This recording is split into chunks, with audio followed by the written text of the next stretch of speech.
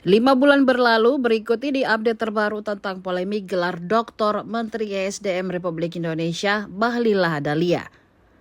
Terbaru, pihak Rektorat Universitas Indonesia mengumumkan keputusan terkait disertasi mahasiswa S3 Sekolah Kajian Strategik dan Global atau SKSG Universitas Indonesia itu pada Jumat 7 Maret 2025.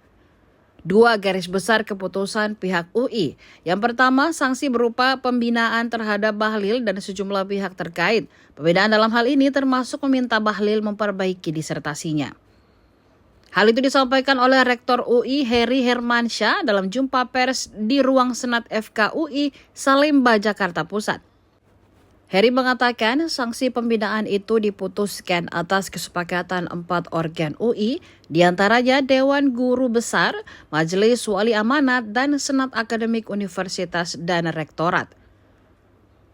Direktur Humas Media Pemerintah dan Internasional UI Ari Afriansyah menjelaskan bahwa revisi nantinya akan ditetapkan oleh promotor dan kopromotor.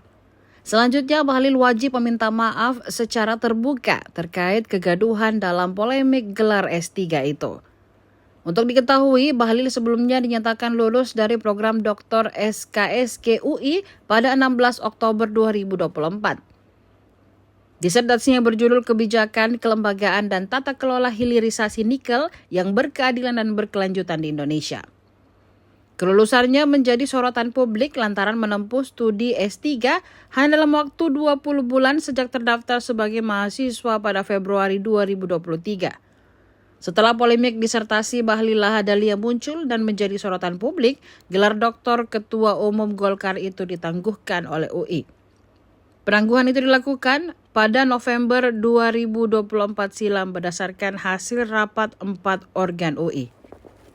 Download Tribun X sekarang, menghadirkan lokal menjadi Indonesia.